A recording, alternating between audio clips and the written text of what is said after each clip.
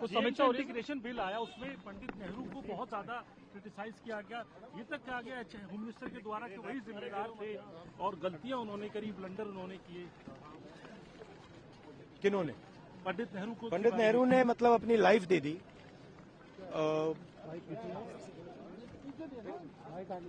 Life दे दी हिंदुस्तान के लिए, सालों जेल में रहे। अमित शाह जी को शायद हिस्ट्री नहीं मालूम, वो तो मैं एक्सपेक्ट ही नहीं कर सकता हूं कि उनको हिस्ट्री मालूम, वो तो हिस्ट्री को रीराइट करते रहते हैं।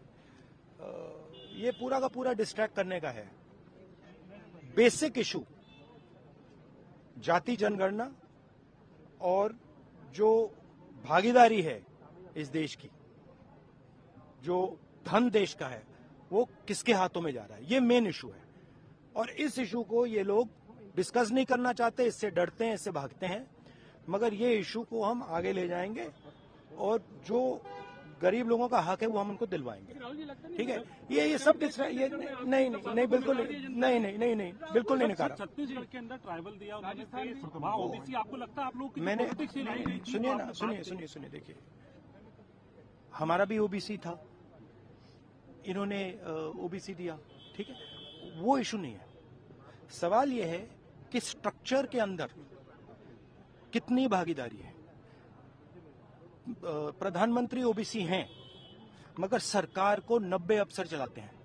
90 अफसर में से 3 ओबीसी हैं और जो ओबीसी हैं उनका कोने में ऑफिस है। तो मेरा पॉइंट है कि सरकार का सिस्टम, हमारा इंस्टीट्यूशनल सिस्टम जो है पूरा का पूरा, उसमें ओबीसी की कितनी भागीदारी है, दलितों की कितनी भागीदारी है, आदिवासियों की कितनी भागीदारी है, ये हिंदुस्तान के सामने मेन सवाल है।